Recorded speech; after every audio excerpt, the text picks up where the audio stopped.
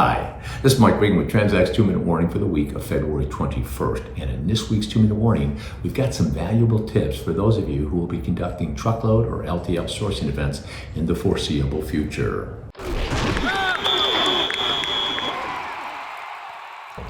Well, for those of you who watch these 2-minute warnings, you're going to notice, boy, that's a different type of background. What's going on? What's going on is that we're doing some traveling because we're attending some great conferences. This week I'm going to be at the Food Shippers Conference. Next week I'll be part of a panel discussion at the Journal of Commerce's great TPM conference. After that, I've been asked to speak to some companies that have a lot of different divisions about trends and issues that are affecting rate structures. So we've been doing a lot of research and some traveling. Now, we've got some interesting comments, though, from one senior level carrier executive. He said, Mike, you talk to so many shippers with these 2-minute warnings. Are you interested in some tips which, if they use, could definitely help them have a more successful sourcing event with their carriers? I said, of course I would. What are the things you want them to know? He said, first, you need to help them understand that virtually every major carrier has a transportation network that is operating at or pretty close to full capacity.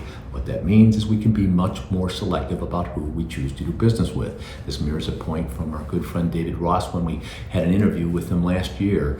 He's one of the top executives of Roadrunners. He put it real succinctly.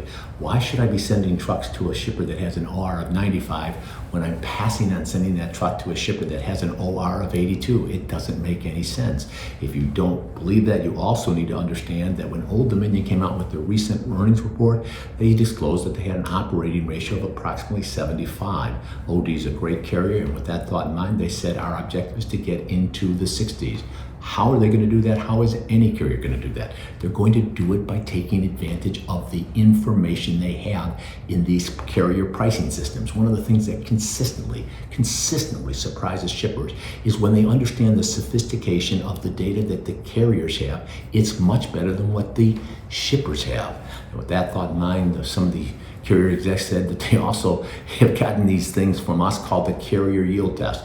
We encourage shippers to send that out to the carrier and ask the carriers to score them.